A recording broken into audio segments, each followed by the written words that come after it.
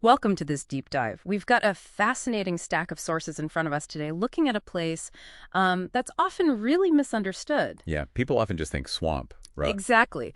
But the core message from all this material is crystal clear. Everglades National Park is, well, it's something vastly different and profoundly important. Precisely. And the absolute defining characteristic, the thing you have to grasp to understand it, was nailed by Marjorie Stoneman Douglas way back in 1947. Ah, the famous River of Grass. Yes, it's not just poetry, it's a diagnostic description. It explains how water moves through this huge, incredibly shallow system. It is a river, just a very wide, very slow one moving south. Okay, River of Grass. That really sets our mission for this deep dive then. Using only these sources you've shared, we're going to unpack what makes this place so different. Look at the really severe challenges it's facing because that essential water flow got changed. Yeah, altered dramatically. And explore the massive efforts, I mean massive, underway right now to try and save it. And there's some really compelling stuff in these sources. For one, it was genuinely pioneering. How so? It was the first U.S. national park set up specifically to protect an entire ecosystem. It's biodiversity, not just pretty mountains or canyons. Right, not just scenery. And it holds multiple top-tier international conservation awards, highlighting its global significance. Okay. And maybe most critically, is the focus of the largest hydrological restoration project anywhere on Earth. Wow. That scale, both its importance and the fix. Yeah. It's incredible. So let's start right there. That fundamental idea, the river of grass. How does that actually work according to the sources? Well, the sources explain it as a system where water, starting way up near Lake Okeechobee, doesn't flow in distinct riverbeds at first. Okay. Historically, it's spread out, like a giant shallow sheet moving slowly south over miles and miles of incredibly flat land, heading down towards Florida Bay. So water that might only be inches deep sometimes. In many places, yeah, just inches deep, but covering this vast area over 1.5 million acres. It's the largest subtropical wilderness left in the U.S. So less like a typical river, more like a huge, slow-moving flood that's always happening. That's a good way to think about it. That sheet flow is absolutely everything. The tiny changes in elevation. Tiny. How tiny? We're talking maybe only 12 to 14 feet difference over many, many miles. That's almost nothing. Exactly. Yeah. And that dictates where the water pools a bit deeper, where it's shallower, how long different spots stay wet. And that, in turn, creates this amazing patchwork quilt of habitats. But this delicate flow system, it's been messed with badly, right? The sources really hammer this point. Fundamentally, yes. Building canals, to drain the land for farming or development, and constructing roads on raised beds, like the famous Tamiami Trail. Right, that acted like a dam. Pretty much. A series of dams and diversions. They disrupted and redirected that natural sheet flow. Water gets held back or shunted east and west of the coasts through canals. So the southern Everglades, the park itself. It ends up starved. Starved at the amount of water it used to get, getting it at the wrong times, not distributed the right way. The sources are blunt. This disruption is the #1 reason for the ecological decline. Makes sense. So the health of that river of grass idea, it's literally a diagnostic tool for the whole ecosystem. Is the river flowing? If its defining feature is the flow, stopping the flow is devastating. And clearly the world recognized this place was special long ago.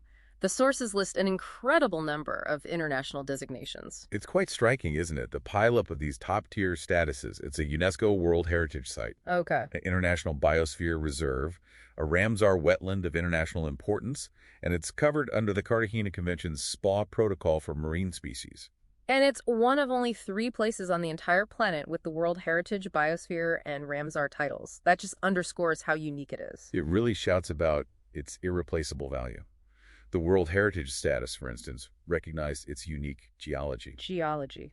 How so? It's an active carbonate system still building land today.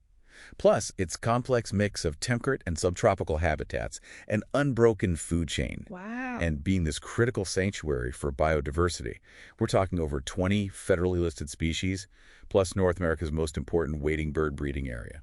So geology, the mix of habitats, the sheer amount of life, those are the criteria. Broadly, yes. The Biosphere Reserve status has the focus on conservation, research, education, and sustainable use. Okay. Ramsar hones in on its importance as a wetland vital for biodiversity, especially water birds. And the SPA protocol links it to the wider Caribbean, protecting threatened marine and coastal species. That's a lot of responsibility, a lot of significance. But then the sources hit you with this really worrying fact. It's on the list of World Heritage in danger. That's the global alarm bell, yeah. It was put on that list back in 1993. Why? It basically means the threats, primarily that altered water flow and all its cascading effects, are so severe they actually endanger the very qualities that made it a World Heritage Site in the first place. So it's a formal recognition that the crisis is that bad. Exactly. It signals that this isn't just a local problem. It has international implications and needs urgent, serious action.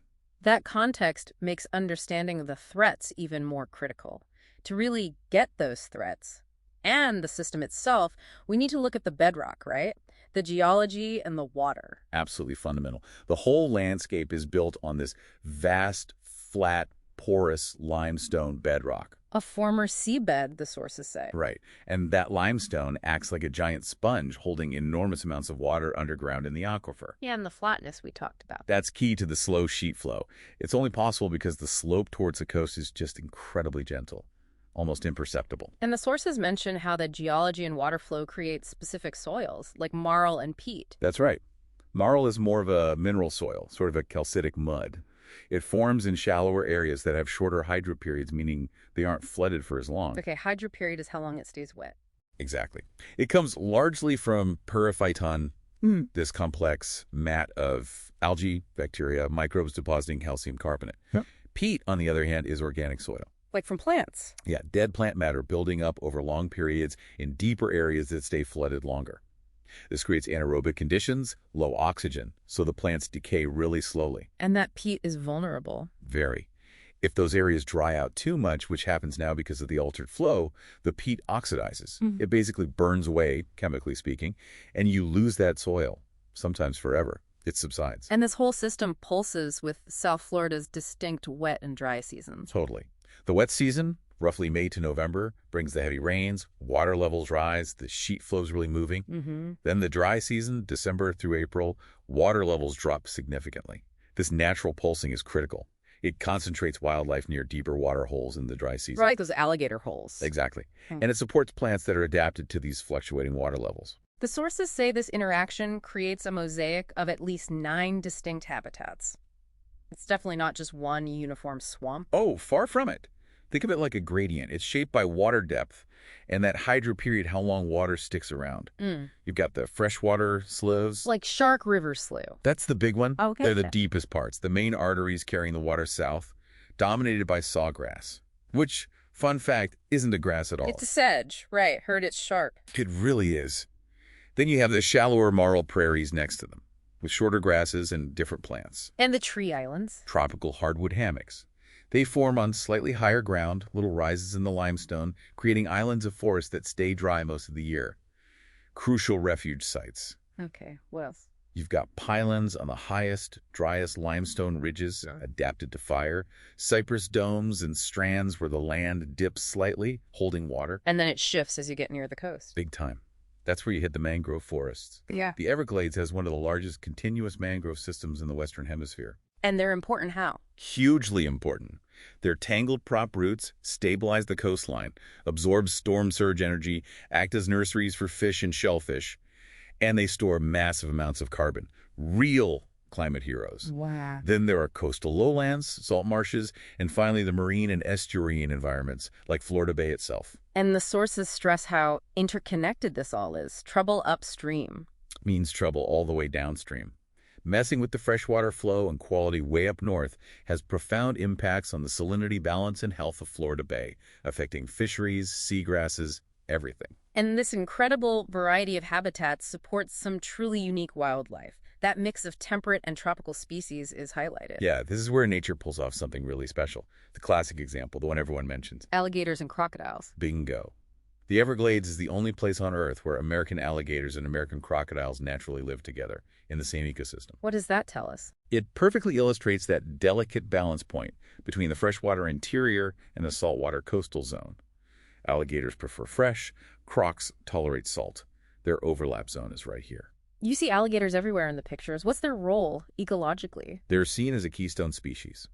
An ecosystem engineer, actually. How so? In the dry season, they use their snouts and tails to clear out muck and vegetation, creating deeper pools called alligator holes. Ah, the refuges. Exactly. These holes retain water when the surrounding marshes dry up, providing absolutely vital refuges for fish, turtles, invertebrates, birds, keeping the food web going. The American crocodile, by contrast, is threatened and sticks more to those coastal brackish areas. And the birds. The sources make it sound like a global hotspot. It is absolutely world-class. Yeah. North America's most significant breeding ground for large wading birds. Think thousands upon thousands of wood storks, great egrets, snowy egrets, white ibis, and those incredible pink roseate spoonbills. Just stunning. And then you have specialists, like the endangered Everglades snail kite. Its whole life revolves around the native apple snail. Its beak is even shaped for it.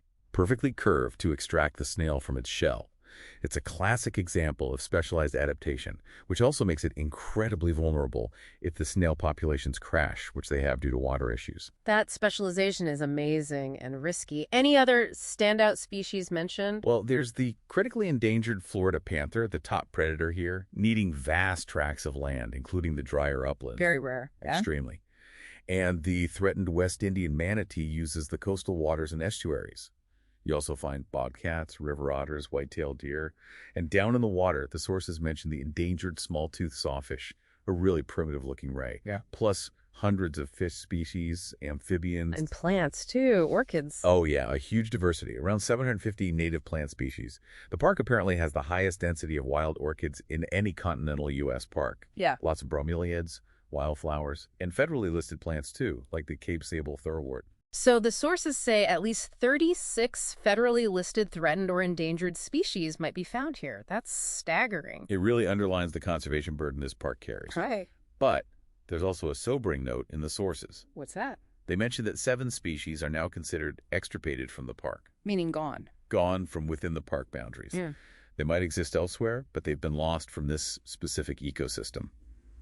It's a stark reminder that the pressures have already caused irreversible damage in some cases. That really puts the current threats into sharp relief. Stepping back a bit, this place has a deep, deep human history too, doesn't it?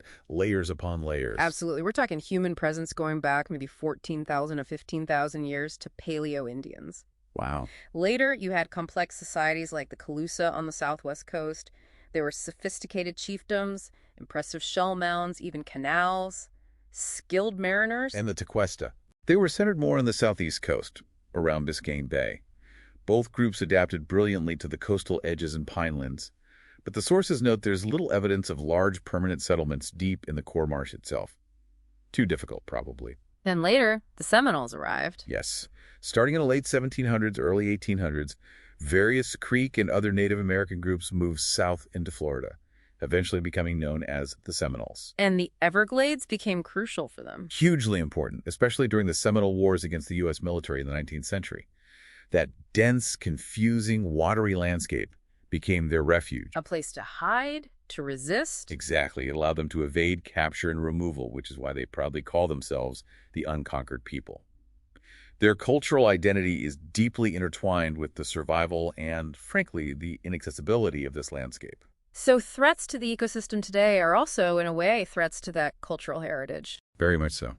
Then the narrative shifts, right, towards the push for drainage and development. Yeah, that really kicked off in the late 1800s. Figures like Hamilton-Diston got land grants to drain areas. Then the state itself got heavily involved in the early 1900s with major drainage projects. The goal was to reclaim the land. Basically, yes. Yeah. Convert the worthless swamp into farmland and towns. That's when the large-scale alterations really began, starting the damage we're still dealing with. And the conservation movement eventually rose up in response. It took time, but yes. Early steps like creating Royal Palm State Park in 1916, that was a precursor. But the big push for a national park gained momentum in the 1920s, led by visionaries like Ernest F. Coe. A long campaign. Decades. And then, of course, Marjorie Stoneman Douglas published her book, The Everglades, River of Grass, in 1947. That same year, the park was dedicated. Incredible timing, wasn't it? Her book was hugely influential, changing public perception, galvanizing support just as it was needed. President Truman himself came down to dedicate the park in December 1947. But the sources point out a deep irony here. A massive one. Just as the park was being established to protect the natural system, Congress authorized the Central and Southern Florida Project, the CNSF project, in 1948. The big flood control project. Exactly. This was a gargantuan federal and state engineering effort designed for flood control and water supply for the growing region. It involved building that vast network of canals, levees, pump stations. The very things that would cripple the river of grass the park was meant to save? Precisely. It's this fundamental conflict baked into the region's history. The simultaneous drive to develop and control water, alongside the recognition that the natural system needed protection. That tension defines the whole story. It really does. What are some other key pieces of infrastructure or specific historical events that highlight this tension or the changes? Well, the Tamiami Trail we mentioned earlier is a prime example. Finished in 1928, hailed as an engineering feat connecting Tampa to Miami, right across the wetlands. But it acted like a dam. Unintentionally, yes. By building the roadbed up, it blocked the natural southward sheet flow across a huge swath of the northern Everglades. Progress for people, problem for the ecosystem. And devastating hurricanes played a role, too. Directly. Major hurricanes in 1928 near Lake Okeechobee, and again in 1947 caused catastrophic flooding and loss of life. That spurred the demand for better flood control, leading directly to the authorization of that CNSF project in '48. So the solution to one problem created another, long-term one for the Everglades. In many ways, yes. The CNSF project fundamentally replumbed South Florida, prioritizing human safety and water supply needs over the natural patterns of the ecosystem. And there's even a Cold War site mentioned in the sources, inside the park. Yeah, it's pretty wild. There's a preserved Nike Hercules missile base, HM-69, right there within the park boundaries, a relic from the 1960s standing as this weird historical counterpoint in the middle of the wilderness. That is unexpected. And the sources also mention a really pivotal environmental battle that happened nearby. Yes. The fight over the proposed Miami jetport in the late 1960s, they wanted to build a massive airport right in the Big Cypress Swamp, just north and west of the park. Which would have been disastrous. Ecologically catastrophic. Scientists, conservationists, Marjorie Stoneman Douglas, again, they all rallied, highlighting the devastating impact it would have on water flow and the entire Everglades system. And they won. They did. The project was halted in 1970. That victory was a major turning point, not just saving Big Cypress itself, which then became a national preserve, but also strengthening the case for protecting Biscayne Bay, which became Biscayne National Park. It showed environmental concerns could stop massive development projects. The sources also briefly touch on something often overlooked: the history of African-American communities in places like Flamingo and Cape Sable before the park. Right. It's important context to remember that various communities lived and worked in these areas before they became part of the national park, adding another layer to the human story here. Okay, so we've got the system, the history, the damage. Now, let's shift to someone wanting to actually experience this place. Given how vast it is, what's the key thing the sources say about planning a visit? The main takeaway is that it's huge, and you really need to pick an area. There are 3 main entrances, and they access very different parts of the park. Right. You mentioned Homestead for the southeast. Yep, that gets you to the main visitor center, Royal Palm with the Anhinga Trail, and down to Flamingo on Florida Bay. Then there's the Miami entrance off US 41, which is specifically for the Shark Valley area. With the observation tower. Exactly. And then way over on the west side near Naples is Everglades City, the entrance for the Gulf Coast section, and the 10,000 Islands. So you can't really see it all in one day. Not effectively, no. The sources suggest focusing on one region per visit to really explore it. It's not like some parks where you can drive a loop and hit all the highlights. Got it. And what are some of the core experiences the sources recommend to really get that Everglades feel? Well, walking some key trails is essential. The Anhinga Trail at Royal Palm is probably the most famous. Why is that? It's a boardwalk that goes right out over a slough. You're literally feet away from alligators sunning themselves, wading birds fishing. It's incredible wildlife viewing, very accessible. Being right over the water like that must give a different perspective. Totally. And there's the Gumbo Limbo Trail nearby through a hardwood hammock. Then at Shark Valley, you have that 15-mile paved loop road. The one with the tram. Right. You can take a guided tram tour or rent bikes and cycle it yourself. It leads out to that observation tower, which gives you these amazing 360-degree views of the river of grass spreading out. Really helps you grasp the scale. Okay, so walking boardwalks, biking, or taking the tram, what about actually getting on the water? That's highly recommended for a more intimate experience. Canoeing or kayaking is fantastic. Rentals are available at Flamingo and Gulf Coast. Are there specific routes? Yeah, they have marked paddling trails. Like 9 Mile Pond near Flamingo is great for seeing wading birds and maybe even snail kites. Noble Hammock takes you through winding mangrove tunnels. Hell's Bay is more challenging. West Lake Trail, too. And for the truly adventurous, there's the 99-mile Wilderness Waterway. 99 miles. Wow. Okay, so paddling is key. Now, what about the iconic airboats? Where do they fit in? This is a really important point the sources clarify. Airboat tours are a popular way to see parts of the Everglades ecosystem, but What? they are not operated inside the main boundaries of Everglades National Park itself, except by park researchers or managers sometimes. The commercial tours run in specific zones outside the park. Oh, okay. There are only 3 authorized concessionaires allowed to offer tours, and they're all located along US 41, the Tamiami Trail, east of the Shark Valley entrance. Coopertown, Gator Park, Everglades Safari Park. So it's a managed thing, balancing visitor demand with protecting the park's core wilderness from the noise and impact. Exactly. It's a compromise. You can still get the airboat experience, but it's controlled and kept out of the most sensitive areas, especially the designated wilderness. That makes sense. And for the absolute deepest immersion, the sources mention those wet walks, slough slogs. Ah, yeah, the slow slog. That is probably the most unique Everglades experience you can have with a ranger. What is it exactly? You literally wade through the water, sometimes knee-deep or even thigh-deep with a ranger leading the way, right into a sawgrass marsh or maybe a cypress dome. Wow, you're in the river of grass. You are fully immersed, feeling the marl squish under your feet, seeing the Prophyton up close, understanding the flow. It requires sturdy, closed-toe shoes you don't mind getting soaked and muddy, long pants. But the perspective it gives you is unparalleled. That sounds incredible. Definitely unforgettable. So those key experiences, the boardwalks, the Shark Valley Loop, paddling, the wet walks, they really seem to cover the different ways to connect with this place. Okay, let's shift back to the tough stuff. We talked about the historical damage from messing with the water flow.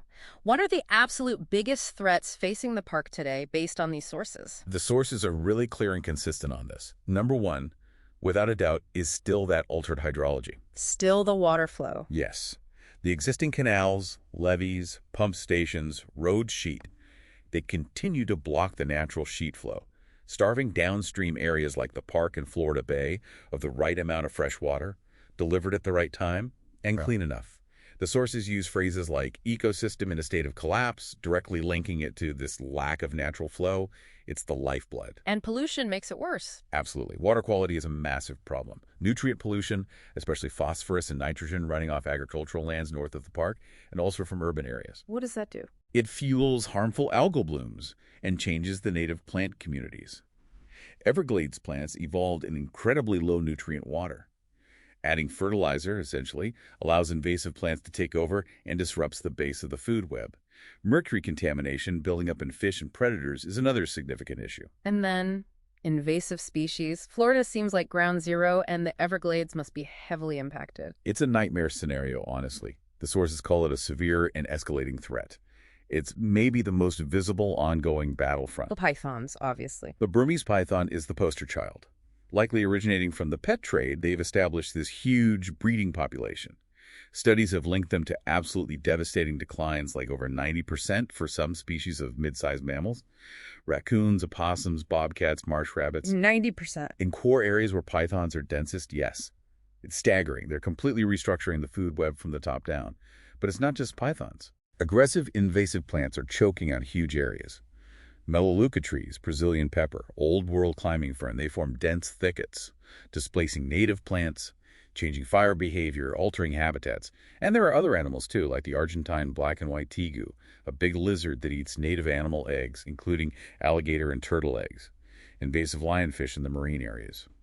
The list goes on. And the sources say this is hard to fix. Incredibly difficult, maybe impossible to fully reverse in some cases. It requires constant, expensive management, pulling weeds, trapping pythons. It's perpetual war, and the ecosystem may never be the same. That's tough. What about habitat loss outside the park's borders? Does that matter? Critically important. The park, remember, is only about 20% of the original Everglades ecosystem. Only 20%? Yeah. So the loss and fragmentation of the wetlands and pine lands outside a park due to development, agriculture, roads, it isolates the park, reduces habitat for wide-ranging species like the Florida panther, and makes the whole system less resilient to other stresses, like drought or climate change.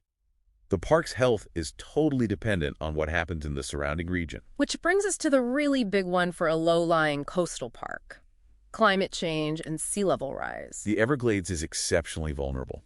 The sources state that about 60% of the park is less than 3 feet above current sea level. 3 feet? Yeah. So sea level rise isn't a future threat, it's happening now.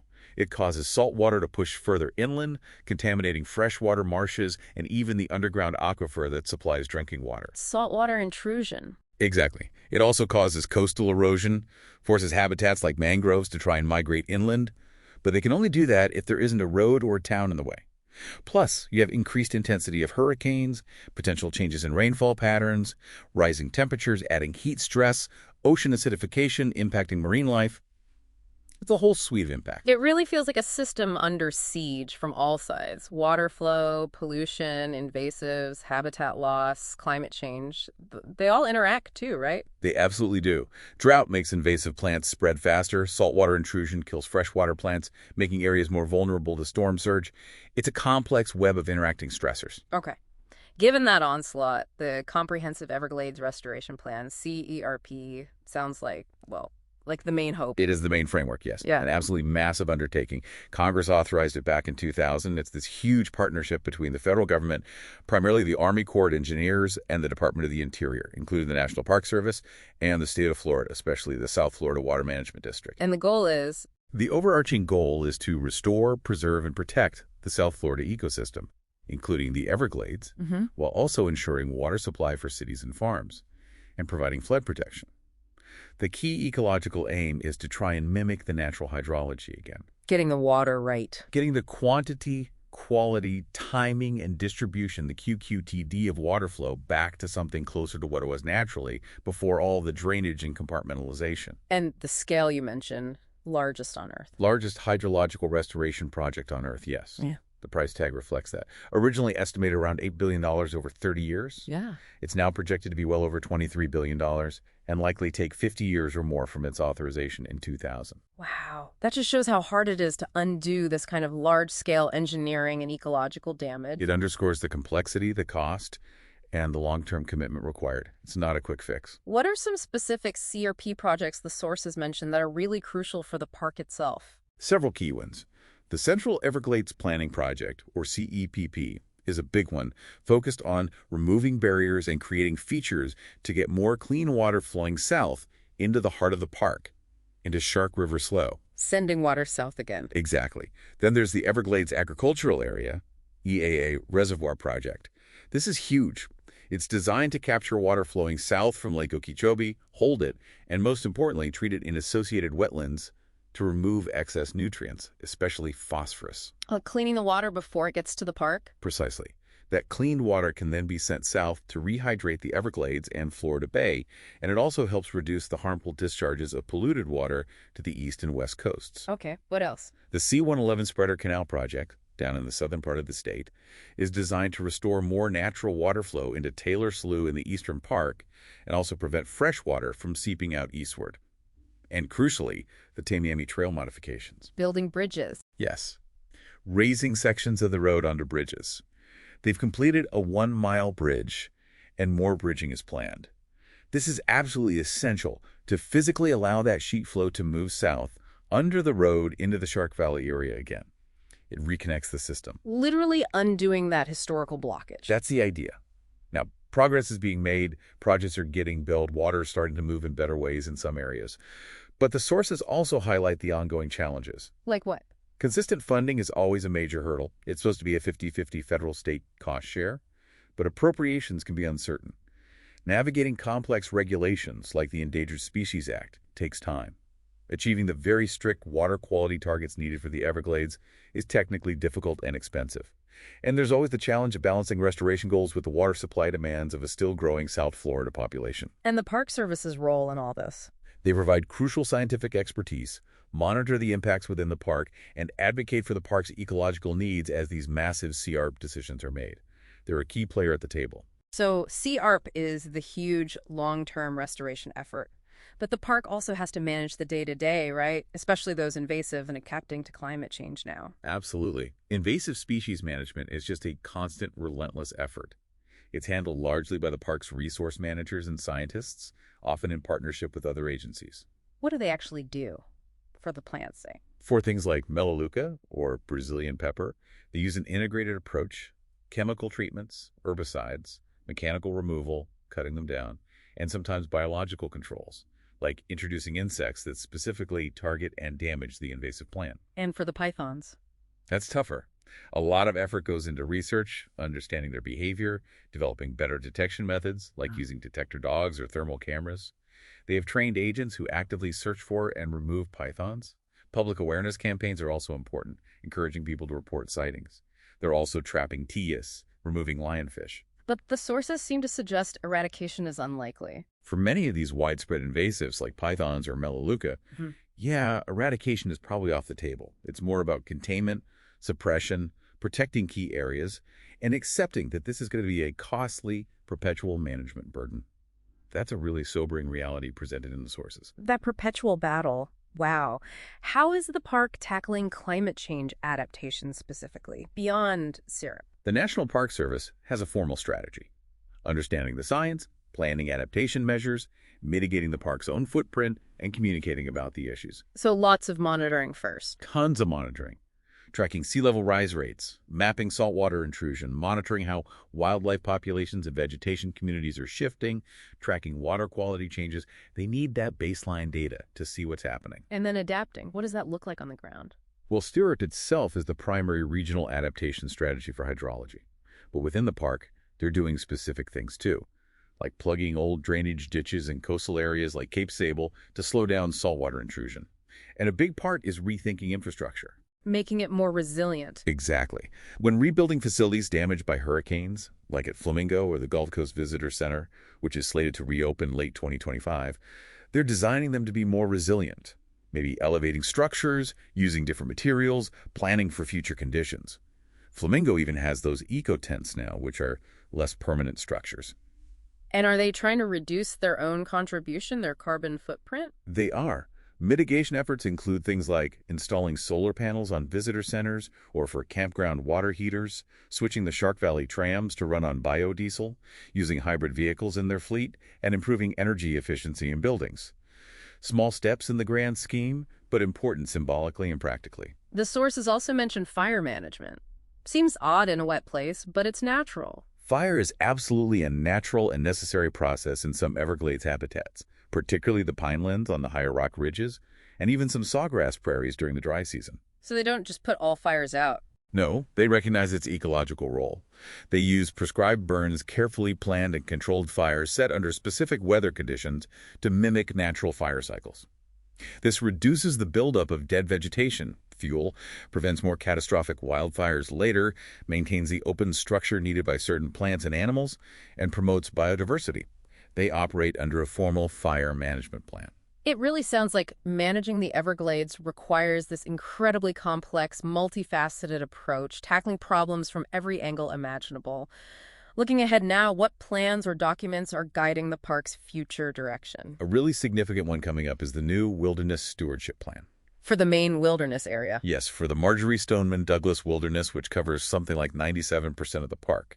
The current plan dates all the way back to 1981, so this is a major update. What will it cover? It'll set the direction for how to preserve the wilderness character of that vast area, protect its resources, address impacts from things like climate change and invasive species, manage appropriate public use like backcountry camping or paddling, and potentially designate more wilderness in the East Everglades edition. Public and tribal input is a key part of the process. When is that expected? The sources suggest it should be available for public review towards the end of 2025.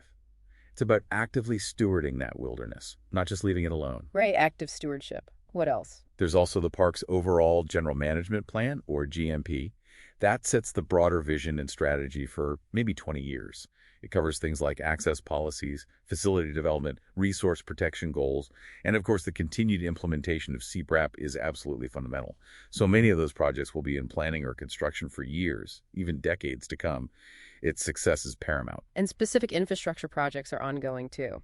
Yes, driven partly by hurricane recovery and the need for resilience. The sources mentioned the Paheoki Overlook Boardwalk is being completely replaced. It's closed now until probably fall 2025. The Gulf Coast Visitor Center over in Everglades City is being rebuilt after hurricane damage, also expected late 2025.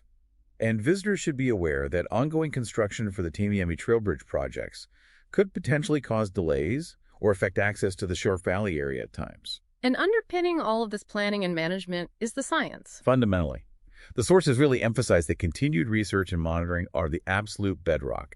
You need that constant flow of data to understand how the ecosystem is doing, track the impacts of all these threats, figure out if the restoration projects are actually working, and then adapt your management based on what you're learning. It's all about adaptive management driven by science. Wow, okay. This deep dive has really taken us on a journey from understanding that core concept, the river of grass, realizing what it means and how vulnerable it is, through the intricate geology, the water flow, the mosaic of habitats, the incredible life it supports, both common and critically endangered. Yeah, that unique mix. And the layers of human history, the seminal resilience, the era of drainage that caused so much damage. Leading right into the threats today. Exactly. Yeah. The altered flow, the pollution, the overwhelming invasive species problem, the looming reality of climate change and sea level rise. It's a daunting list. But then also exploring the monumental fight back, the science, the management, and especially SERP, this unprecedented effort to restore the system. It really is a place of extraordinary global value, facing truly existential threats, but also, importantly, the site of this massive ongoing effort to correct past mistakes and try to build a more resilient future. And it hammers home that saving the Everglades isn't just about drawing a line around the park. It's about the health of the entire South Florida ecosystem, which is vital not just for wildlife, but for millions of people who depend on its water supply. That connection is critical. The river of grass is fragile, deeply wounded, but it's also the focus of so much incredible scientific effort, restoration work, and hopefully enduring political will. Which leaves us with something important for you, the listener, to think about. Consider the sheer scale of this fight for the Everglades. We're talking about the largest hydrological restoration project on Earth. Billions upon billions of dollars, decades upon decades of work, just trying to undo the damage humans caused in a relatively short time. And what does that tell us about the true cost and difficulty of reversing large-scale environmental harm once it's happened? Can we ever really fully fix an ecosystem we've so fundamentally altered? Or are we moving into an era where, for places like this, perpetual, intensive, costly management is the new normal just to keep them functioning at all?